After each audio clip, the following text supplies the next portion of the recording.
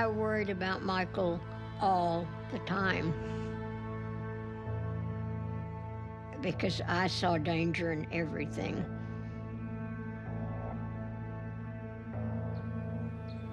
I thought it was possible that he'd had an accident. Anybody can have an accident. When I got to the lake, this voice comes to me just as clear as a bell, and it said, "Mike is not in Lake Seminole. You have to find him and bring him home." So for the next 17 years, I spent my life trying to find my child.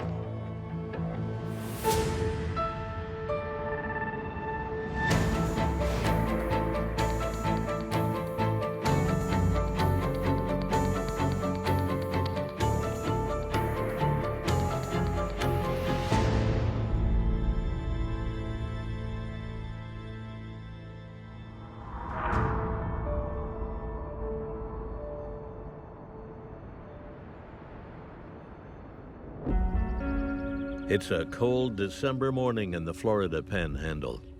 31-year-old Mike Williams heads out from his Tallahassee home to go duck hunting on Lake Seminole. Generally, when you go duck hunting, you're up early, you're getting out there before the ducks start flying. So he left really early.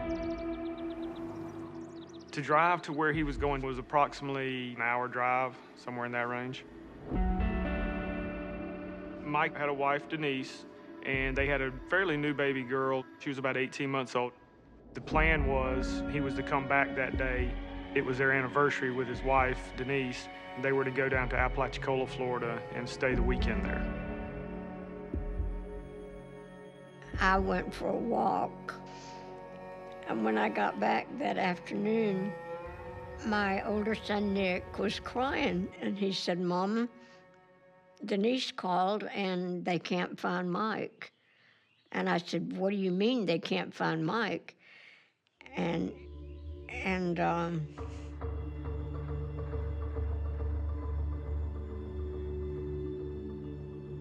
Denise told us that she called her daddy, and her daddy called a friend of theirs, and they drove out to Lake Seminole to see if they could find Mike, and all they could find was his truck.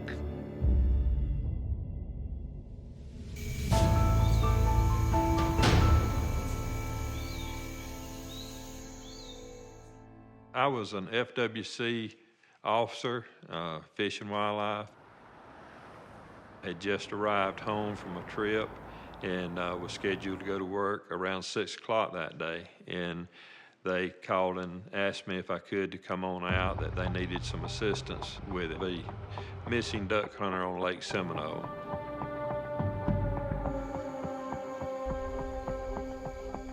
When I arrived there were friends and family members out on the lake already searching for the individual. Mike's preference was to go with somebody, but he did hunt alone, simply because he couldn't arrange times where people could do it. Denise would know where he was. Golly, it just didn't seem right for Mike to be missing like that.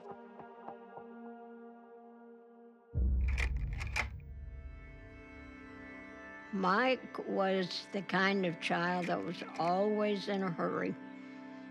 He never walked, he ran. My husband, Jerry, was a Greyhound bus driver. I had home daycare so that I could be at home with Michael and Nick. Jerry and I were not millionaires by any means, but, we were comfortable. I wanted them to get a good education, so we sacrificed and sent them to private school.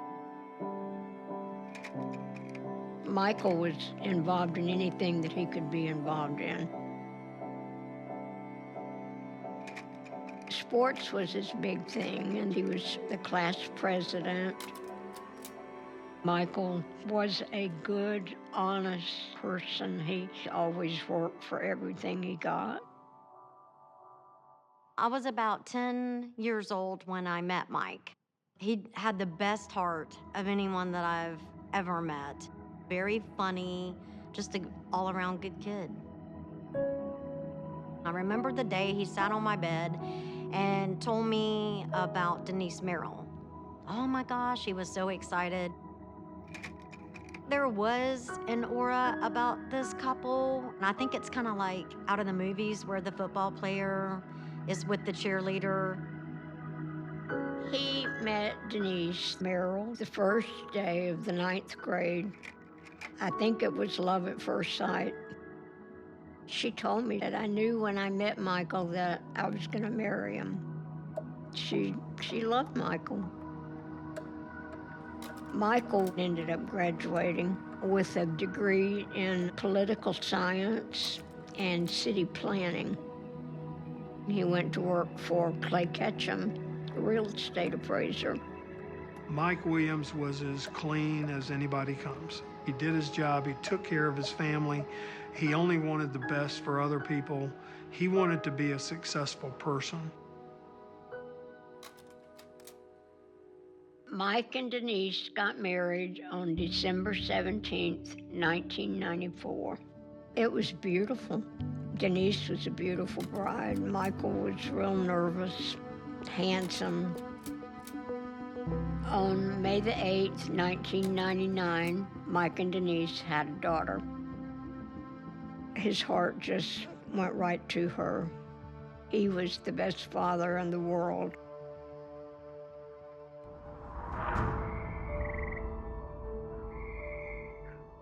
As the sun sets over Lake Seminole, investigators looking for Mike Williams face a grim scenario. They found a truck and trailer, but there's no sign of the 31-year-old father or his boat. We brought in the helicopter because we're talking a 30,000-acre lake. I was a wildlife officer for the state of Florida, stationed in Jackson County. Mr. Williams could have easily have hit a stump, and his boat was small, and it could have thrown him out of the boat very easily, and the boat would have set back up. Lake Seminole has a large amount of vegetation under the surface, so there was a possibility he could have gotten tangled up in some of this vegetation. Because Mike Williams' boots are found in the vehicle, Officer Arnett is able to determine that Williams had been wearing rubber waders when he left in his boat. When someone falls into water with the waders on, the pressure of the water pulls and sucks to your skin, and it's extremely tough. It's almost impossible to get those waders off. It would pretty much take you to the bottom. There was a lot of people there. One of the first people that were out there looking was Mike Williams' best friend, and that was Brian Winchester.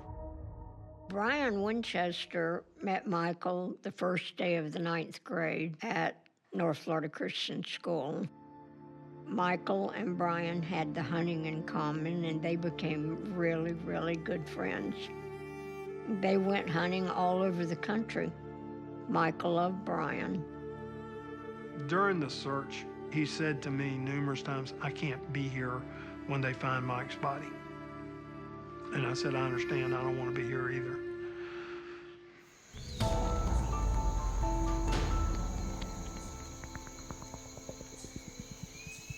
Brian had found the boat. He and his father was in the search party when they had located the boat themselves. The location of the vessel was not far from the landing where he launched. I found a shotgun in a case. I found decoys, life jackets, and the contents indicated that he wasn't in the process of hunting at the time because of his gun being cased. There was no mud in the boat. There was no telltale signs of a hunter. You know, I mean, you get wet and you get muddy and you get stuff in the boat. None of that was apparent. We all just looked at each other like, what? This is making no sense at all. I just had a feeling Mike was gone. He was gone from the earth.